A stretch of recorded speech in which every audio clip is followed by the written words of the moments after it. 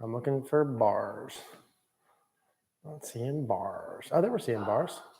And do you see the green Bars. dots? Yeah, bars. What's going on, everyone? Welcome back. Episode 11 of Rapid Fire Golf with Eric Cogorno, moi. And still here over at Bethlehem Golf Club, the indoor little studio. I'm going to hit some warm-ups, and once we fill in, we'll start talking, start asking some questions. A couple announcements I want to make, a couple things I want to talk about while we're here. And let's chat. Hope everyone's doing well. Happy Monday. Welcome back. Ask questions. And then let's chat. I'm going to hit a couple warm-ups until some questions fly in. Ninja Mary fixed the audio. So what's up, Joey? The audio should be better. She got a big smile on her face. So I think the audio is better than before, hopefully. So thank Mary if you can hear better than before. So fire away, guys. We have some questions. I have 1 or 2 warm-ups. Swing is feeling good. Working on a couple of little swing pieces that feel really solid. How's that ball sound when I hit it? 500 yards. Yeah. That feels good. I guess I'm doing the questions still, huh? Okay. Audio is perfect. Beautiful, beautiful. Roberto, what's up, man? You like that setup, Roberto? Mary, you got the little skills in the back. We got the foam balls. I like it, dude. I don't trust myself with the real balls with the net in there. Honestly, I haven't tried them yet. I like the little foam ball setup. Let's see. Len, Ray. Okay, so I'm going to dig into the questions. A couple things I want to announce. Number one, we did just launch our golf schools. We just got the details finalized. We're doing 2. We're going to do a bunch of schools, but the 2 we have confirmed for sure are May 29th through the 31st and June 19th through the 21st. 3-day schools, like immersion event, all inclusive, lodging included, food included, hang out with me and Mary included, bunch of coaching, on-course play. It's going to be really cool, really excited about it. So we're going to do those 2. We'll put the link in the description afterwards, some details if you guys have questions or want to come up for 3 days. Golf school would love to have you guys. Also, I want you guys to check out cogornogolf.com. We're constantly updating everything that's on there. I'm in that Facebook group every day. The Facebook group's getting bigger. And like I tell you guys all the time, like I'm literally going to say here a bunch of times today, I need to see your swing. And that's the opportunity to do so. If I could see your swing, I could help you guys out so much faster and point you exactly in the direction you need to do, show you how to do it. And that's what the site is for. You can post your swings in the Facebook. We have quick fix sections and courses in there with way more detail, step-by-step, and the accountability of the group. I'm really serious about that, guys. If you guys are serious about getting better, at least check it out. I mean, I'd love you to sign up, but at least check it out. cogornogolf.com. We'll put the link in the description. Okay. And here we go. Mr. Len, been working hard to check prim. I don't know what that means. Ray, where should your hands be in the downswing? Your hands at the top of the swing. Ideally, the butt of the club is in line with the middle of the right foot, right heel. And as you open up, look at that top of backswing position, Mary. How's that look? Perfect. As you come down, your hands are going to work some amount down and some amount out, slightly more down than out. Lead arm back in line with the right pec. They're going to work down and out towards the ball club head inside. Check out that bicep there. And then once they get to the right thigh, they start to work up and into the left. That's how the hand path works during the downswing. Glenn, assuming the back of the ball is 6 o'clock, is it right to try and hit at 7 o'clock? Back of the ball is 6 o'clock, so 7 o'clock. That's an okay general assumption. Like if I'm going this way, I'm assuming you mean back of the ball 6 o'clock, so like 7 o'clock here. Am I reading that right? Like a little more towards the inside part of the ball? I think so. Yes. Transfer of weight with a new golfer, something understandable. Doug, I would say at address, you want to, you can hear me okay, I don't need to yell. Yeah. You want to be, it's different now, I don't have to yell. You want to be 50-50 with the weight in your feet. When you transfer, let me know how that sounds. When you transfer back, you want to shift pressure to your right foot, but keep the mass of your body pretty centered. You want to shift some pressure left early, not like this with tilt, just shift some pressure left. Start rotating the belt buckle until about last parallel. Continue rotating and start extending then on the way through. So 50-50, Shift about 60, 70, 80 to the right, but stay centered. Shifting left, staying centered and turning, and then extending up and out would be like a quick overview of the weight in the feet. Roberto, yeah, Joey. So hey, so what causes pros to have bad entire seasons and they still stick around? So like, I think, one, sometimes in any sport, people go through ups and downs outside of like the LeBron James who has a good season every year. It's very common for people to go through ups and downs. In other sports like baseball, it's common to have slumps. It's common for people in football to have better seasons and worse seasons and dips. I think it's normal. I think with golf, the margin of error is very low. So when you go off, it kind of seems worse than what it actually is. And in golf, the reality is in the PGA Tour, you only need to have a couple good weeks to make to keep your card. Meaning, let's say you miss 5 cuts in a row, then you have a 3rd place and you win 300 grand. Then you miss a bunch of cuts in a row, and then you have an 8th, and then you win one event. Like if you have a couple top finishes, you can have enough money to keep your card. So I think that's kind of why. Ryan, how should club be sitting flat at it, or should the club be sitting flat at address? Not necessarily. It depends on the lie angle of the club here. So if the club's not fit for you, even if it is fit, it might be more this way, more this way. I wouldn't take the approach that the club should be flat and set up based on that. I would take the approach that at address, you're trying to get the butt of the club, even with the belt buckle, like this, and with my arms hanging straight down from my shoulders. And how the club sits on the ground from there is how I would set it. Obviously, I'd rather you go get a club fitting done to find out where exactly it should be, but it shouldn't necessarily be sitting flat on the ground. Frank, you mentioned that you expose more bounce when pitching chipping. Are you still looking to decrease the dynamic loft on wedge shots? No. So when you're chipping and pitching, if I have a 56-degree sand wedge, am I trying to de-loft that down? No, I'm not. Now, in reality, might there be a little bit less loft if you measured it? Yes, but when I'm hitting a wedge shot, I'm trying to, for me to have bounce, have as little shaft lean as humanly possible. I kind of want to return it right where I start. If I'm de-lofting it, I have to get the handle more forward. And the problem with de-lofting it is then that leading edge comes into play. So the more I de-loft the club, more leading edge, really good for longer shots for distance. But when I want more bounce and I want to hit off the turf, I don't want to de-loft at all. I want to return that club much more back to normal here, maybe just a slight amount of shaft lean. I also don't want to be bowing my left wrist down at all. That'll all be leading edge. Let's see. Neil, any help with a pull? My misses with my driver are a pull. When you're hitting pulls, the main contributor to that is a swing direction that's slightly too far outside in. So usually a pull would be if I do my downswing, I come up here like this, my downswing gets a little bit steep or a little bit outside in and to the left, club face gets matched to that and you hit pulls. What you need to do is make your downswing more from the inside, right? Or change your swing plane more to the right. How do you do that? That depends on why you're doing it. Again, of course, if I could see your swing, I could fix that. From the top, you need to get the club head working a little bit more on a flatter plane and a little bit more from inside. If you go on YouTube or search any of our shallowing or how to hit a draw videos will help with that. We've got a lot of courses on Cogorno Golf to help with that. If I could see your swing, I could help guide you there, but you need to change your downswing swing direction. Jeff, keep hearing about D-plane. Oops. Keep hearing about D-plane. What is it? So D-plane is when you hit a ball, right? There's the direction you swing to the right or to the left.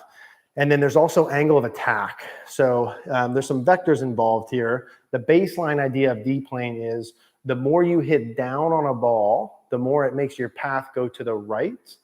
The more you hit up on a ball, the more it makes your path go to the left. Because in reality, when you're swinging a club, you're swinging in 3 dimensions, not 2. So when I'm swinging, if I'm swinging to the right or to the left, I'm also either swinging down or up. What you need to take home from the D-plane is the more you swing down, the more it kicks your path to the right. The more you swing up, the more it kicks your path to the left. So like with a driver, if you're going to hit more up on the ball than normal, you also need to swing more right than normal to make that match up. That's why a lot of you guys who are too far over the top or outside in, the ball goes pretty straight with the wedges. Why? Because you hit down a lot. So you're over the top, but because you hit down a lot, it evens out, you hit it straight. Now your longer clubs come up, 5-iron, 3-wood driver, you don't hit down as much, but you still swing to the left just as much. And now the ball curves to the right. Why? Because of deep plane, because of the angle of attack. That probably makes sense to a lot of you guys. No lessons on Sunday or Monday, no. Right now we're doing Tuesday, Wednesday, Thursday, parts of Friday and Saturday. Sundays I don't coach. I need a day off to like clear my brain. And Mondays and Fridays are like business and filming days for us. So I do some on Friday, but I'm trying not to on Sundays and Mondays. Eric, love your videos. What can I do to slow my swing? What do I do to slow my swing?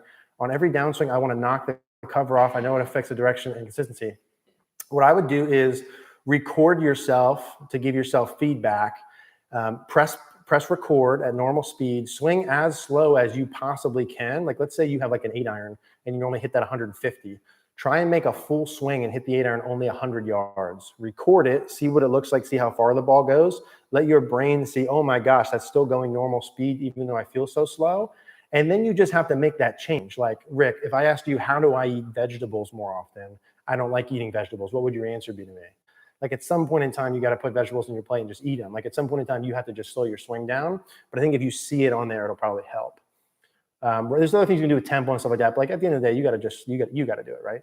Roger, in downswing, I'm launching forward towards the ball, causing my ball to fly right. So don't launch forward towards the ball, right? Always in these things, equal and opposite. Why are you launching forward towards the ball? I don't know. I'd have to see your swing.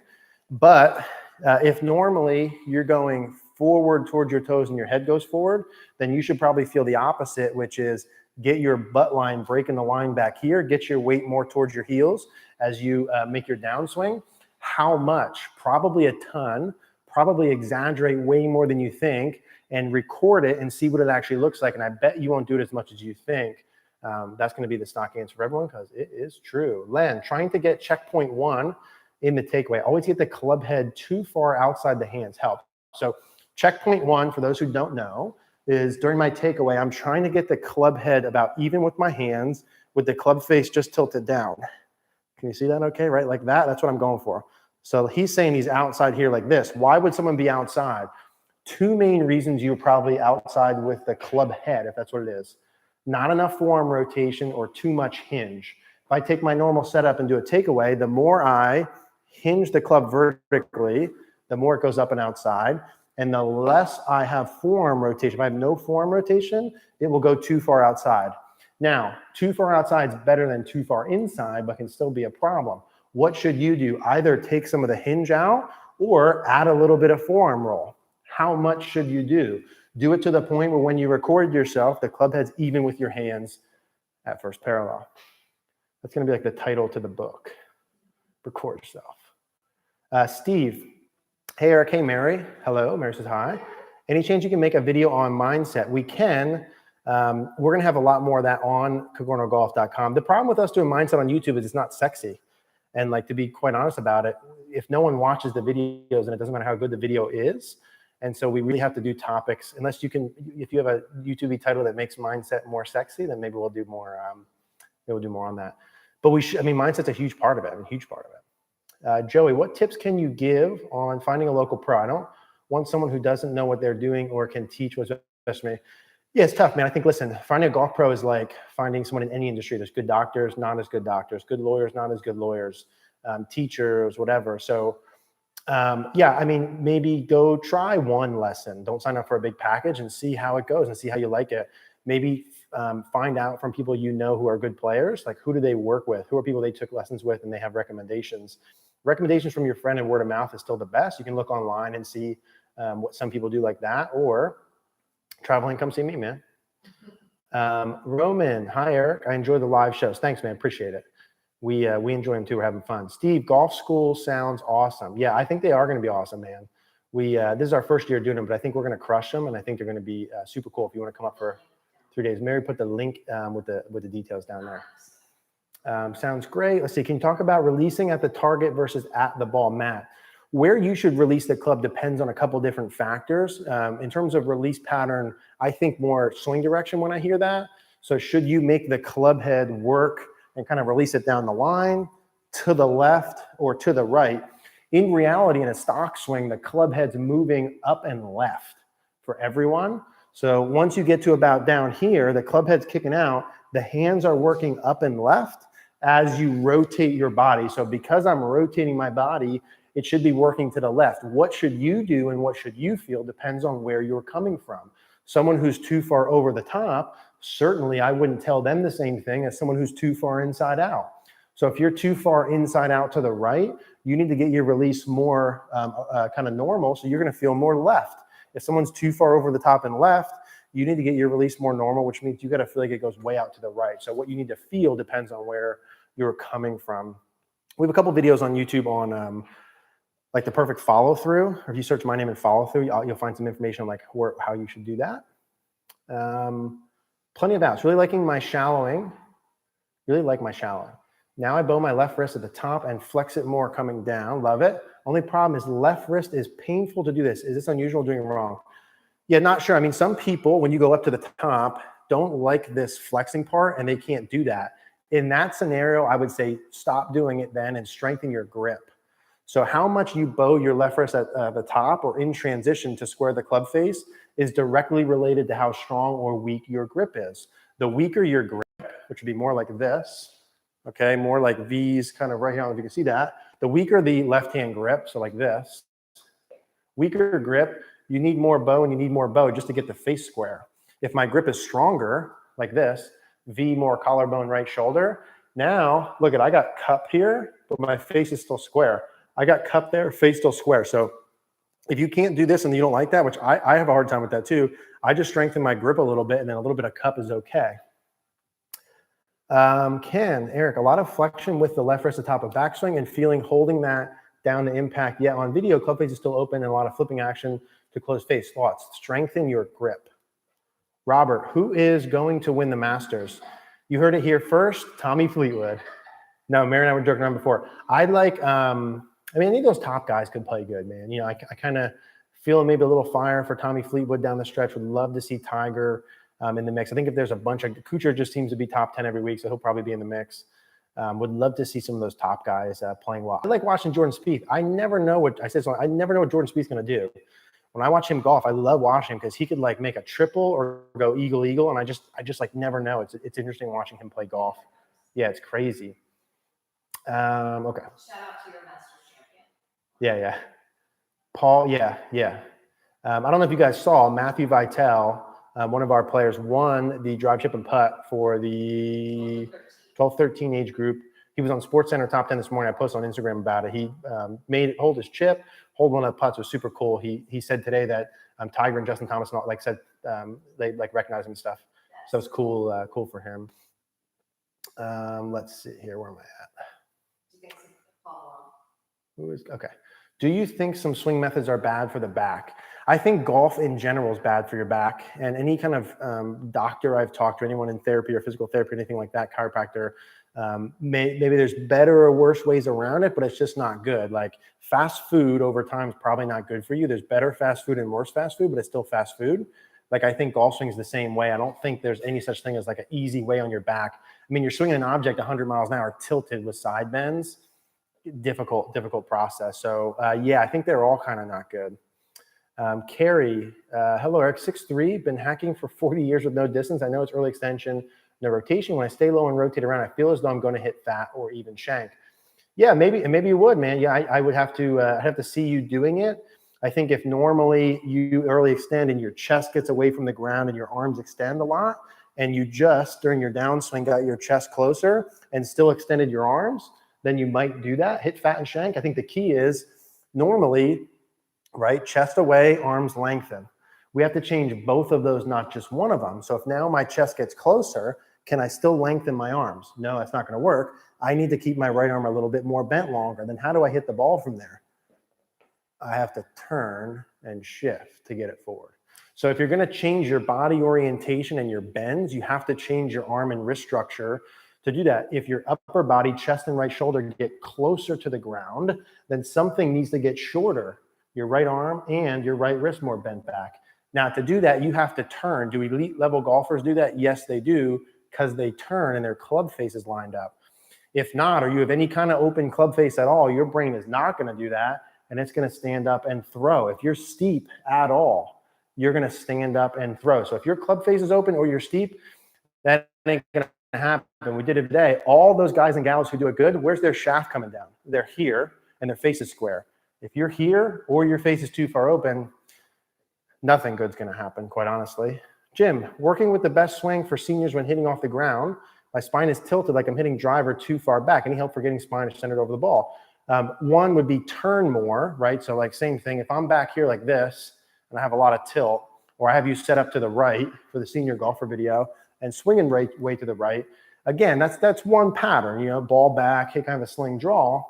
The risk with that is early extension, no rotation, hitting fat. So you can add some turn early when you do that, or take some of this bend out either at address or during your downswing, get your upper body going a little bit more down and forward as you turn and kick out of it. So you can feel like your left shoulder stays down and around as you start to turn, or just don't have as much tilt at address or add some rotation. John, been working on keeping my upper left arm close to my chest on takeaway, and am I heading in the right direction? John, I have to see you do it to say for sure. If you record your swing and check, the idea is your hands work straight back to slightly in, club head even with your hands at first parallel, like this. Left shoulder tilted down about 90 to the back line. From here, hands work up and in through the right pec, butt of the club inside ball line, shoulder still 90, butt of the club middle of the right foot to the back, left wrist flat, club face square, left shoulder down. If you're doing that, then you're on the right track. If not, then you're not. Ray, main cause of shanking, couple things.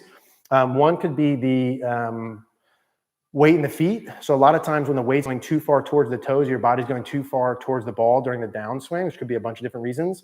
That's a big reason for shank shots. I think the lead arm getting too low. So I see a lot of people who hit shanks get too far low and around them this way, and then they have to get it back out, and they get outside ball line. And then a lot of times when you get too far towards your toes. So I would say those are probably the two main ones. Lead arm too low during the backswing causes heel shots and shanks, and then pressure too far towards the toes. Could be a swing direction issue, too far inside out. I mean, there's several of them, but those would be a couple big ones. Dave, hey Eric, is it ideal to have some shaft lean that's set up with all irons and wedges? Yes. I like to see, because that's what I see good players do, the hands in line with the inside part of the left thigh at setup with all clubs. So if I had a pitching wedge, ball positions just inside left ear, just left of sternum, hands are inside the thigh, so it looks like I have a little more shaft lean. If I had a 6-iron, I still have my hands inside of the left thigh, but the ball position's a little bit more forward, or you can keep the ball in the same spot and widen your feet, and it effectively is the same thing. So hands inside of left thigh, but now it doesn't appear as much lean because the club. And then if I had driver here, shout out to Club Champion for my new little Mizuno driver, all pretty. I just got. Same thing. Hands are still inside with the left thigh.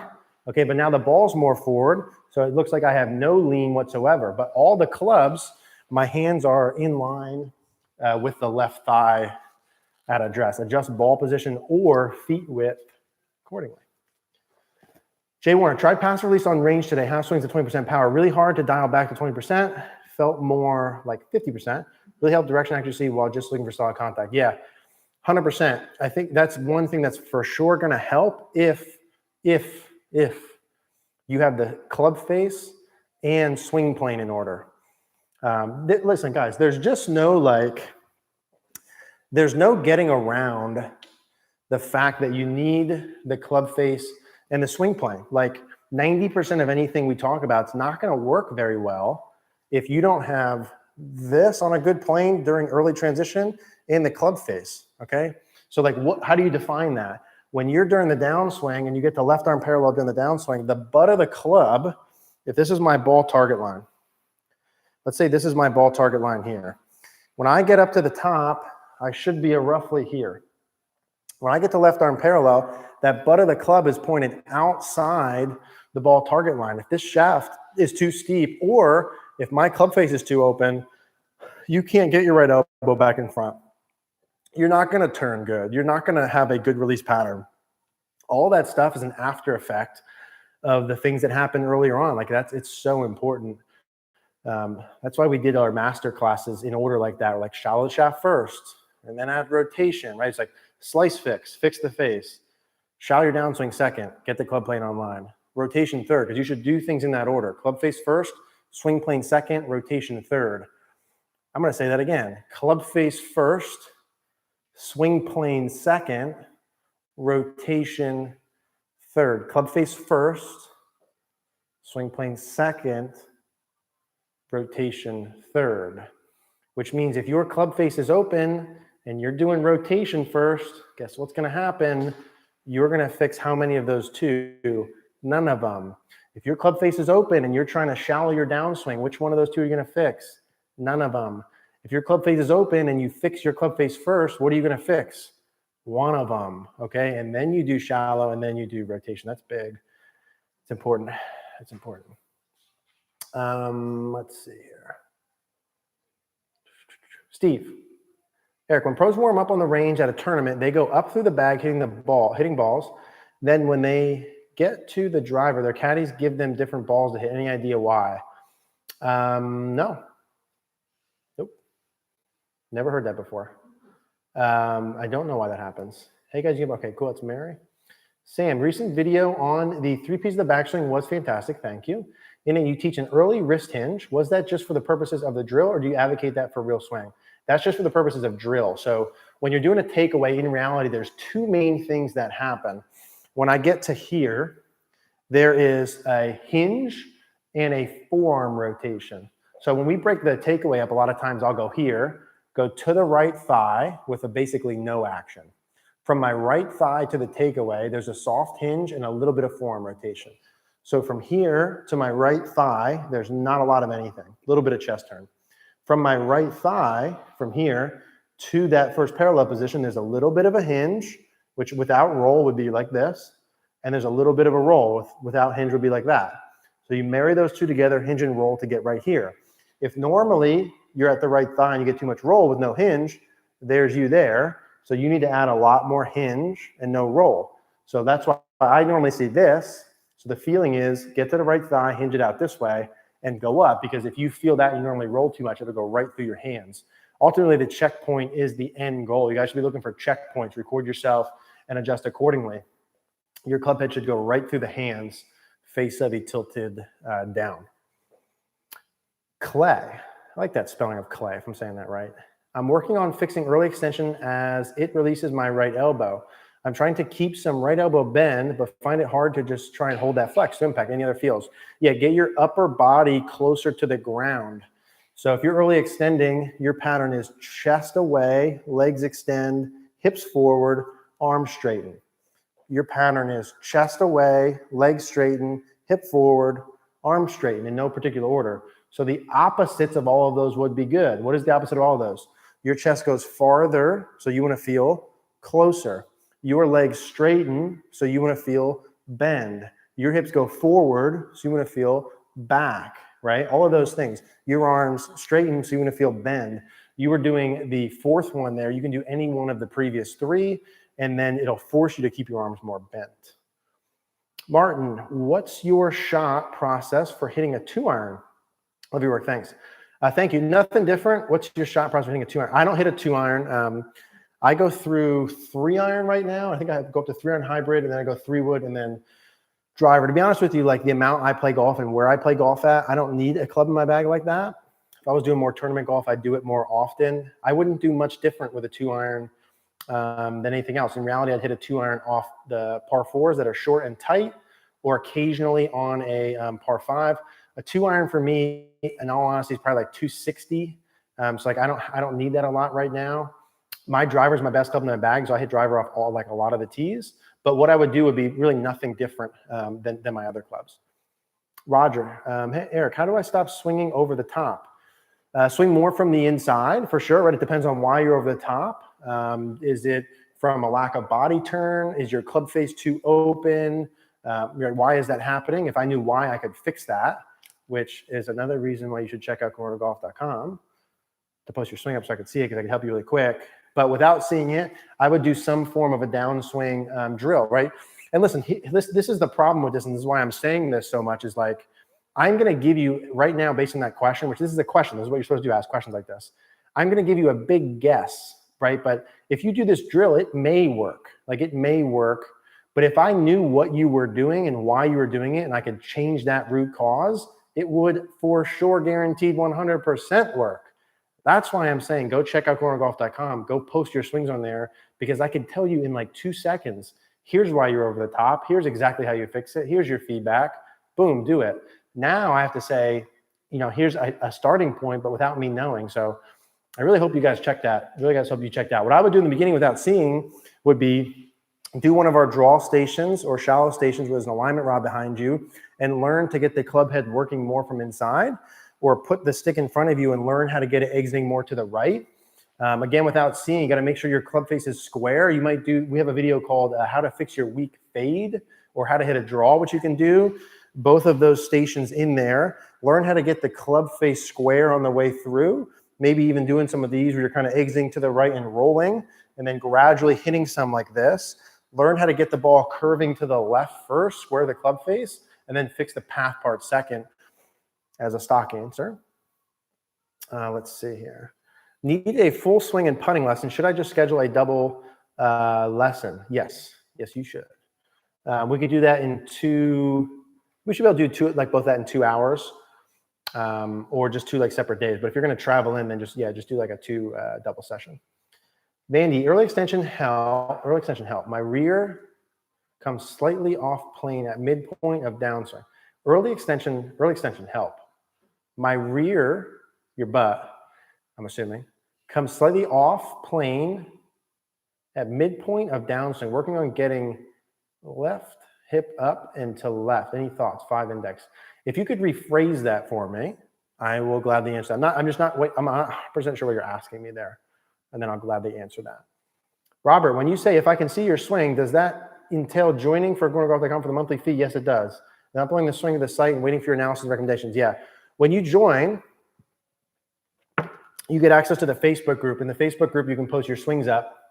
That's where I watch them. And then I pick out the priorities that you should work on and then guide you in terms of what you should do. So yeah, as soon as you sign up, there's a monthly fee. It's $39 a month.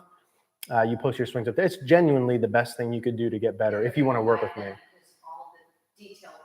Yeah, and like part of the whole point we built the site was that there was detailed step-by-step answers. Like if I look at you and I say, hey, you're too far over the top, you need to do this, I don't just say, okay, go ahead. Like we built in quick fix plans, we built in step-by-step programs to actually fix the thing, and I can help guide you through it. It's I think awesome. Okay, where are we at here? I keep losing myself here. Keep calm. Don't talk a lot, please.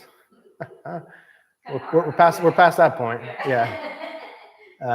When you say, okay, don't talk a lot, please. Yeah, dude, this is a live thing. What am I supposed to do? Not talk a lot. Silliness. Probably one of the people that dislike the videos right when they come out. Ryan, Eric, do you agree with sitting into your left side in the downswing, like sitting on a stool with your left cheek?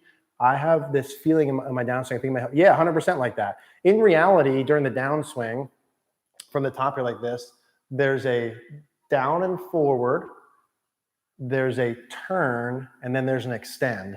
If it was gonna have to be broken into segments, it would be in that order. It would be down and forward first, a little bit of a drift, a rotational piece, and then an extension piece. So kind of sitting down into a stool like that, or even if you're gonna exaggerate, if you have early extension where you're like here, like this, and like really exaggerating sitting down like that, absolutely for early extension. Why? Because we said in early extension, one of the things is that your legs stand up, right? Early extension, legs straighten, pelvis forward, chest forward, arms lengthen. So if you can do anything to increase the flex in the legs, we did a video today on the belt buckle lowering and dropping down in transition. That will definitely help early extension for sure.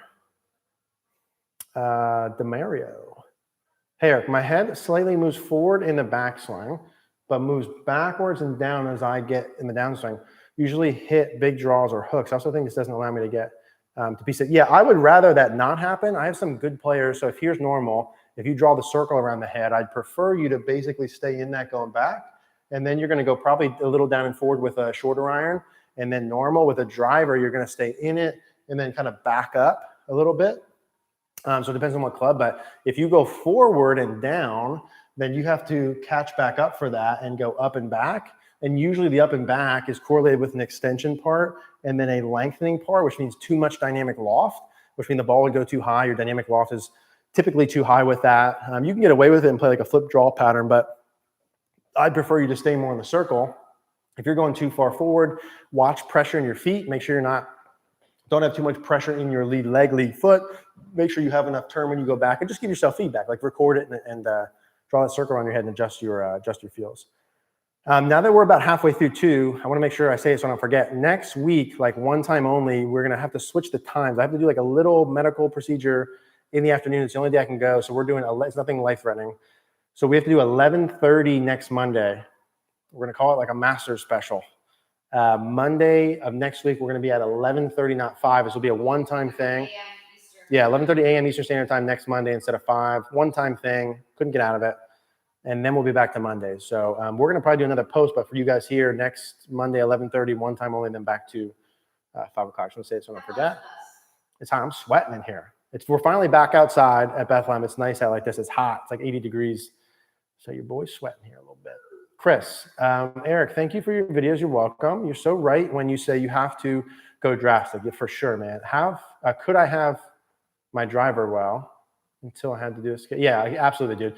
You have to exaggerate. You have to give yourself feedback. Like, there's just no getting around it. And I really wish someone would have spoke to me 15 years ago like I'm speaking at you guys, and that's why I'm doing that, because I used to just kind of wing it, and I'd get away with it and have the same faults come back over and over. If you're actually going to fix it, you have to exaggerate. You have to give yourself feedback. There's no getting around that. And if you're not doing that or you don't like to do it, literally the odds of you changing your swing are really, really, really, really, really, really, really low. You're going to have the same problems over and over, and that is just reality. I'd rather you know that. Let's see. Struggling a lot with my 35 to 40-yard pitch. There's all kinds of conflicting instruction out there. Can you advise? Yeah, there shouldn't be all kinds of conflicting instruction. If you search my name and wedges, we did a wedge system video last year. Almost all good wedge players do a couple fundamental things the same. I can't do a full thing here. A couple things I'd be looking for. At address, feet close together, ball position in the middle, not a lot of tilt, number one. Backswing, make sure the club head's even with or slightly outside your hands. Make sure your club face is not too tilted down and that it is at least neutral or slightly open because you want to use the bounce. Important for 35 to 40-yard wedge swings that you're on plane or slightly over. If you get too far inside or too closed, you're in big trouble. If you have too much tilt at address, you're in trouble. I like to have a weaker grip with my wedges, a little more up and out. And then when you come down, you want to have a pretty neutral shaft lean and a good amount of release. You don't want this here action like that unless you have a lot of time to practice because you have to be perfect with it. This shouldn't be conflicting. There is a right way to hit wedges. So check out my stuff there with that. Glenn, I had a sort of wrist pain too. Doctor gave me some pills and some wrist. Yeah, I think that's more of a doctor thing. I don't know that I see that all the time, but I mean, if you have pain like that, I'd probably stay away from it. With that one, Jeff, see many different putting techniques taught on YouTube. Putting is one of the things where like, I don't think there are that many key principles. What I like to see in putting and in good putters would be mostly setup based. Obviously, there's a ton of different grips that work. What I like to do all the time and what I coach is like a little baseline gate drill. So I just got a new putter. It's like my old little 2-ball putter like this, which I used to use all the time that I like. I would just basically make sure that my stroke was pretty much straight back, straight through for like the first 3 inches. So from here to there, I want my putter to work straight back, straight through with not a lot of face rotation for like the first 3 to 4 inches. Everyone after that's going to have some amount of arc. It just depends how much. But, ball position, I'd say with ball position, I'm usually looking for the ball to be somewhere underneath like the left eye. If I were to give you a checkpoint, would be where that's at. But in terms of grip and the rest of the pieces, it's very much, there's a lot of different ways to match pieces up. So I'd say ball underneath left eye is fairly normal. And I want the putter path working pretty much straight back, straight through for the first 3 to 4 inches without a lot of face rotation. But outside of that, there's a lot of different ways to do it. Let's see. Message retracted. Uh-oh. Mary caught something. Mark, hi, Eric. I've been told to push off my back leg first before the downswing, but what is this done for? Yeah, so I mean, again, it depends on where you're coming from. You can, I think you're saying during your downswing, I've been told to push off my back leg first in the downswing. Yeah, I would say just the earlier you push, you have to make sure you're turning a lot with it. I would probably not throw as much push off, pushing off the right foot this way. A lot of times when you push off too much too early with the trail foot, you get too lateral. Now, if you're someone who's too far over the top and hit slices and you want to learn how to hit draws and hooks, then you could push off early, have some lateral, throw it down the line and hit hooks. It's fun. I played really good golf like that for a while. A lot of players, you can do that Tom Lehman style. You're just usually, if you push off early, going to go lateral, going to swing inside out, going to exit high, hit some fat stins, pushes hooks. But that's fine. I'd rather there just be like a little bit of a subtle movement to the left as I'm rotating, and then really start to push off more from like P6 or last parallel into the follow through. We have a normal sort of optimal pattern for path being neutral, having club face control, and having enough speed. Let's see, bowing of that left wrist, one of the best tips I got from you, just one of my many, hey, Miss Mary. Yeah, bowing the left wrist is cool at the top if your grip's neutral. Also, the bending of the back of the right wrist at the top, and then keeping that bend in transition is another way you can flatten the shaft, have the dynamic loft a little bit lower. Are your lessons rain or shine? Also at April 23rd in Bethlehem or Jersey. If you go online or any of the descriptions in the YouTube videos, you'll see the link to my scheduler. I don't know what I have open offhand, but you can check that. Mary put the link in. Yeah, any of the YouTube videos, the link's in there for lessons. You'll see the schedule on there. They are rain or shine. We have a covered building. Ruben, hey Eric, thanks to your wrist conditions video. I finally turned my baby fade into baby draw beautiful. However, now I sometimes hit fat shots when I never used to before. Any suggestions to look out for? If you went from a cupped left wrist to a bowed left wrist, I don't see many reasons why you would hit fat shots now compared to before, unless your swing plane and swing direction is more from the inside. When you're swinging a normal on a swing plane around your body, the more you shift that circle to the right or swing more from inside out, the low point of the swing moves back farther, so you can hit behind the ball, hit fat shots. But that would be it. If it changed your plane, that would be it. I don't think of anything else that would initially right away do that. Same sort of thing, man. If I could see your swing, I could tell you in like 2 seconds. Robert, can you explain trail arm bend from position 1 to top of swing? My trail arm seems to bend too early and I have no width. Yeah. So there's a correlation there, right? If your trail arm bends too much, you're going to have no width. If it's longer, you have more width. At address, so let's say from here, at the top of my backswing, let's say in a stock model, my right arm, let's say we're going for 90-degree bend at the top, 90-degree bend. In sort of on paper stock model, it should bend 30 degrees more at every checkpoint. What does that mean? That means at checkpoint number 1, which is first parallel, my right arm is bent 30 degrees. So 30 degrees of bend. At checkpoint 2, my right arm is bent 60 degrees. So 60 degrees of bend, or 120, depending upon how you're looking at it. And then at the top, it's 90. Okay, so I'm bent 90 at the top. So it's 30 to here, 60 to here, 90 to here, or it's really 150, 120, and then 90 at the top. If you're too narrow, if your arm bends a lot of times that's directly correlated to your pivot, okay, meaning, or turn. Meaning the more I turn my stomach and my torso during the backswing and my hips, the longer I can keep my right arm. If I don't turn at all going back, that's usually where my elbows separate. My right arm gets too narrow because I'm trying to still make a backswing with not enough turn. So the biggest thing I see correlated with too narrow of a right arm and the elbows too far apart would be not enough turn. What I would start with is get a smart ball, torque striker ball between your elbows. Gonna feel probably weird at the beginning maybe, and get your stomach and belly button and belt buckle and chest turning a lot during the backswing so that you can keep your width. When you have a lot of turn, you can keep width. If I take my turn away, my width goes away. Does that make a sense? So it's usually directly correlated with turn. That's a good question. Maybe a good video. Okay. Brad, hi Eric, help. Been hitting on the mat all winters and went out and played last week. Shanked it all over the course. What is it about hitting on mat versus the grass? I don't think anything, man. Yeah, I got bad news for you. I don't think that is directly related to hitting on mats versus the ground in terms of literal. Maybe mentally for you, that might be a thing. I don't have any differences hitting on mats versus grass. I think, to be honest with you, I think people that's an excuse more than anything else. Why you're hitting the shanks is a good question. There could be a bunch of different reasons. I'd have to see to say, though. I'd have to see. You can put an object outside of the ball for a short-term fix, but if I could see, I could tell you why. Bob, hi, Eric. I purchased some of your master classes. Thank you. Considering signing up for Cogorno Golf, you definitely should do that. With the premium membership, how often does one get a swing analysis? So I didn't put a timetable on it, or I should say, Mary, me, Dormy didn't put a timetable on it because it's different. I would say on average, when people post swings up there, I suggest that they post again in like 2 weeks. So most times I'm going to post something up, I'll give them feedback, tell them what to work on, and then I want to see them in 2 weeks. And a couple of reasons behind that. One, there's no such thing as too much coaching. I could see your swing every single day for the next year or two, and you would get better, right? I can help guide you through it. Number one, I don't want to do that. Number two, I can't possibly do that for everyone who's a member there. It's not scalable at a $39 price point. If I were to see your swing that, and I'm not saying you said this, but if I were to see your swing that often, I'd have to literally charge you thousands of dollars a month. So that's not scalable. And number three, you need to go through the trials and errors of learning a swing change. There is absolutely zero, no answer, nothing I nor anyone could say where anyone's going to fix your swing. Any of you, I'm not talking at you, just in general, where your swing is going to just go perfect. Like there is trial and error to learning anything.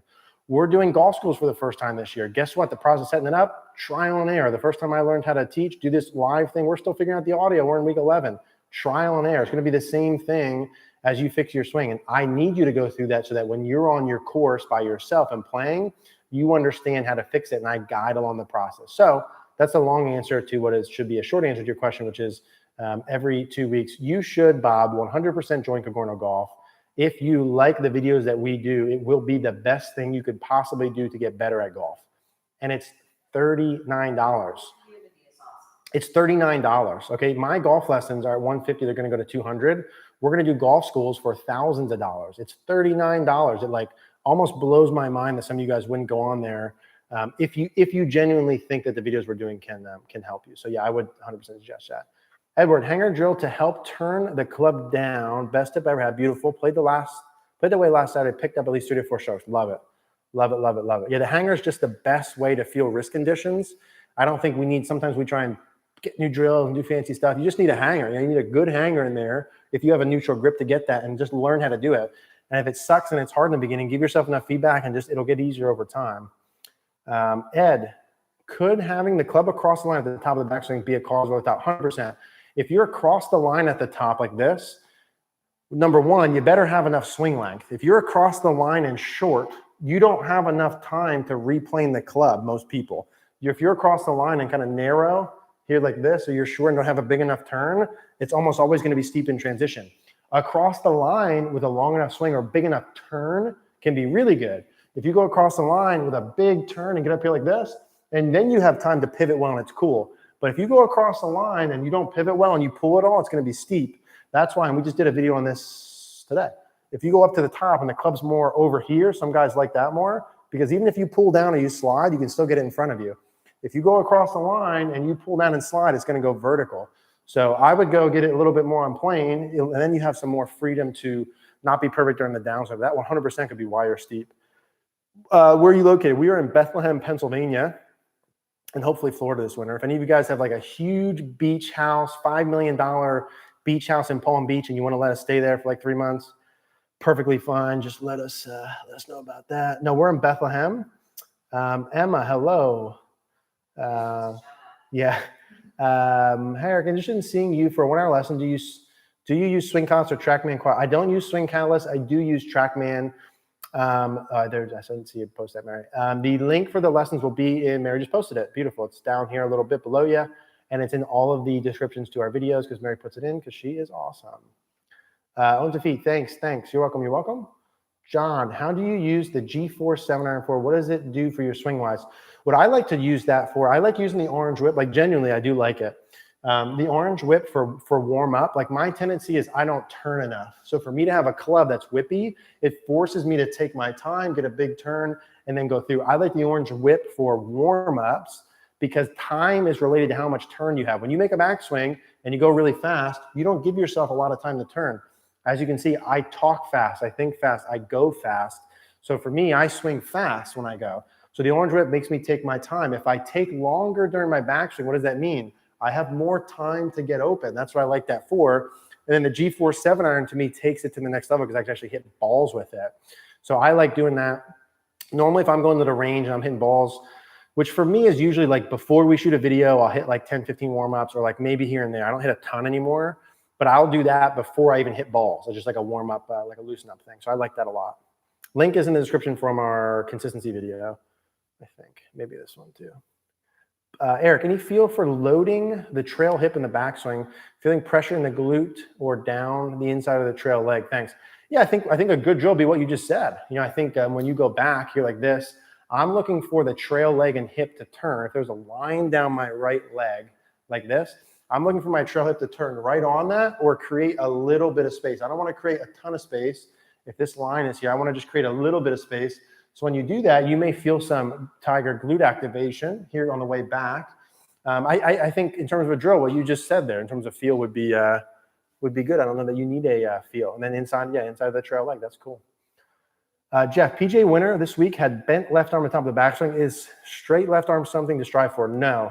You can definitely have a bent left arm at the top. Now, I wouldn't go like here, because usually if you're this bent, you don't have as much turn.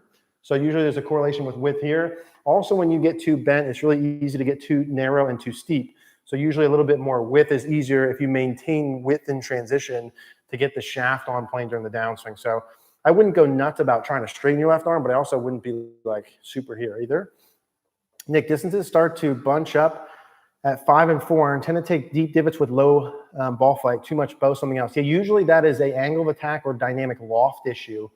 If you hit too far down on the ball and you don't have enough loft, with like a 4 and 5 arm that doesn't have enough loft as is, the launch angle is too low, and at the speed you're hitting a 5 and 4 arm with the spin rates at that height, it's not going to carry far enough where the gaps aren't different. Same thing's true for players with slower club head speeds. The slower the club head speed, the smaller the gap between your clubs. Why? Because with less speed, the ball doesn't launch as vertical. And then depending upon the launch, if you throw some math in there, depending upon how high it launches, with spin rates, the ball's not going to carry as far. So that's a too far hitting down with too little dynamic loft. That's why the question of how to fix it depends on why you're doing it. If I could see, I could fix. Dave, I'm going to wear a shirt like that. If I could see, I could fix.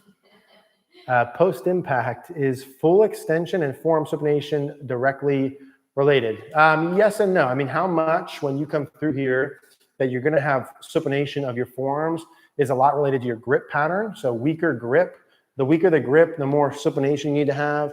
The stronger the grip, the more you're going to be more of kind of a drive hold. Now, I could have my arms extended with a strong grip and drive hold. I can have my arms extended with a supination piece. So a supination piece is a nice, easy way to, if you're someone who has too much of kind of a chicken wing, adding body rotation and adding some lead arm supination to add some speed, square the club face is a nice way to get started with that.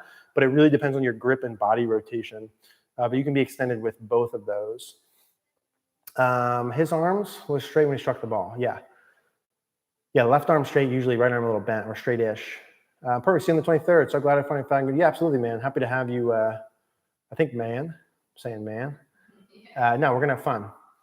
Joshua, do you have a drill for external rotation? Yeah, we just did a video the other day on passive release, external rotation.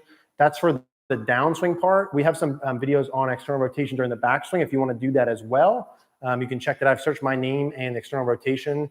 If you use a smart ball, that really takes care of the external rotation a lot. If you just get a Martin Chuck smart ball or a ball about that size, put it between your arms below your elbows to keep the ball in. If you keep turning, your trail shoulder is going to be more externally rotated, or squeezing your elbows closer together at the top or in transition, or squeezing your elbows closer together during the downswing. You'll feel a difference in the external rotation, probably your pecs and shoulders and stuff like that too. But if you have a smart ball between it, that's trail shoulder external rotation. There's a lot of different ways to do that. Why can't we pay for chat anymore? We never paid for chat, but maybe we'll start doing that. Yeah, maybe we'll start throwing a little fee on there. No, we're probably not going to do that. For some reason, I'm not able to release the club and square it. Take my hands. I gotta get new contacts. I feel like Ariana Grande when she's like that. Can't see anything. You ever see her with that? She's like, can't see shit. I take my hands way too forward to bow the wrist at impact, but the face is still open even with a strong grip. If you have your club face, if you have a strong grip, like actually a strong grip, vis-a-vis your hands to the right collarbone, right shoulder, and a bowed left wrist, that club face is not going to be open in swing unless you have a really, like, if you don't cup, I mean, if you have a bowed wrist and it's strong, let's say you're here and here, I mean, how's that face not going to be shut? Unless you have like the highest handle in the history of the world and like no form rotation. So I don't know, man. I would question, is your grip actually strong and are you actually bowing your left wrist? Again, if I could see that, I could tell, but I'm doubting that. Check from Barbados. What's up, man? Thanks for being here. There's the Orange Whip G-Force. Love your drills. Thank you. Peter, explain 2 things, please. A, the relation of the right elbow and contact. B, the pressure of the left breast to left upper arm. Kind regards. Relation of the right elbow and contact. So in the video we just did on external rotation, the more externally rotated your trail arm is, the more your elbow is going to be in front of your body. The more the internally rotated your trail shoulder is, the more the elbow is behind your body. The more the elbow is behind your body, usually the shaft will be leaning farther back like this, which would be adding loft, fat shots, low point behind the ball, fat and thin, adding too much loft. If my trail shoulder was more externally rotated in front of my body, now it's a lot easier for me to turn and get my handle forward, keep my right wrist bent. If I have a good enough grip here like this, my club face is square, so that would be better contact. That's really how the right arm internal external rotation would affect contact. Also, where your arm's going to be is a lot about your rotation and bends. So the more I have my body opened up, the more I can have my arm in front of me and hit solid shots. If I don't rotate my body, even if my arm's externally rotated, I have to stop, internally rotate and throw this, which you can play good golf like that. Like I did that for years. I shot 64 many times. Like it's not impossible. It's just that you're going to add some loft, you'll get some off-center contact, and you're going to hit some usually offline shots. It's not impossible. I think there's 2 things there. And B, the pressure of the left breast to left upper arm. So depending upon your pattern, I'd say you're pretty neutral at address. Your left arm is going to be against your pec early. It's going to be against your pec here, hands in line with the right pec. Left arm's against your chest. If it gets off your chest, your arm is too far down the line. You won't have enough depth, and you're going to be too vertical, which usually gets too steep. So you want to be a little bit across your pec, have your hands in line with your right pec, right bicep. It's still going to be across your pec. The more your left arm is across your pec here like this, during the backswing just means depth. If it's not across your pec like this, during the backswing just means no depth. So you want to have it across your pec for depth, remain across it, in early transition. And then from about here through, it's going to start flying off your pec into the follow-through position. So on your pec for depth, on your pec for depth, on your pec in early transition. From about here through, it flies off, again, depending upon your rotation and your tilts and such. We have like 3 minutes left, so if you guys have any additional questions, throw them in. Bang them out. Let's see here. Okay. Hi, team. What are the general pros and cons of having a thick grip on your clubs? Yeah, I think width of grip is very dependent on size of hands. How the grip is, it depends on where you lay the club in your hands and the size of your hands overall. I think it can have a decent size effect on some other things, but I wouldn't buy into like a straight one-to-one, like thicker grips means, you're not gonna use your hands as much, or thinner grips means you're gonna use your hands more. I think it's pretty dependent on the person. Ruben Ramirez, why is it that tour pros tend to play the X versions of balls rather than the regular Pro V1s? They have more speed and they have better equipment and they have more spin. So a lot of times the X version supposedly would have less spin. They don't want as much spin typically for their golf balls. They spin their wedges too much. They don't want as much spin with the driver at the speeds that they have. They don't need that. Should you not break your wrists when chipping? There's going to be a little bit of a gradual, it depends on what kind of shot you're hitting, what you currently do. There'll be a little bit of a gradual wrist hinge on the backswing, and then a little bit of a gradual unhinging motion, and then usually pretty flat to slightly cupped with your left wrist, and then you're gradually letting that release into the follow through as a stock model. If you watch any of the videos we did on the bounce, you'll see that in there. I want to say this quick and get us in before I go, and then I'll try and bang out as many questions as we can in the last minute. Number one, next week, next Monday, we're at 11:30 a.m. Eastern Standard Time. Can't do 5 o'clock next week, 1 week only. After that, we'll be back to 5. So 11:30 on Monday, we'll be here. Golf schools are officially launched May 29th through the 31st, 3 days, all-inclusive event. You just got to get yourself here. June 19th is the second one. We're going to do more of those. Link will be in here if you guys have questions about that. CogornoGolf.com. Check that out and join so you can post your swing so I can help you and give you feedback for you and help guide you to the videos. Do yourself a favor and join that. Okay, 45 seconds. Here we go. I'm going to bang these out. Do you know much about Vice golf balls? I know nothing. Mark, what would be the best way to lower my hands at impact? I tend to really extend. Get your chest and right shoulder down and turn. If your body motions go down, the handle will go down. Glenn, this is silly, but I see pros spin the club after swing. How do they do that? The actual mechanics of it would be more of like the left thumb and the right thumb and the forefinger we'll do the spin. So it's more like controlling it with this and this and spinning it like this. Just a little bit of a forearm curl motion. Cape Town, South Africa, thank you for your private time. We're on YouTube every Monday at 5 p.m., except for next Monday because we're 11:30. So every Monday, 5 p.m. Eastern Standard Time, we're here, except for next week. Thanks for great content. You're welcome. Thank you. You're welcome. Details of muscle chain activation. That's way too complicated for 45 seconds, Adrian, but we can talk about that another time. Next Monday, 11:30. Hope everyone had fun. Love doing these. Love having you guys here. Hope you guys are enjoying this. Rapid fire. We got the volume done thanks to Mary.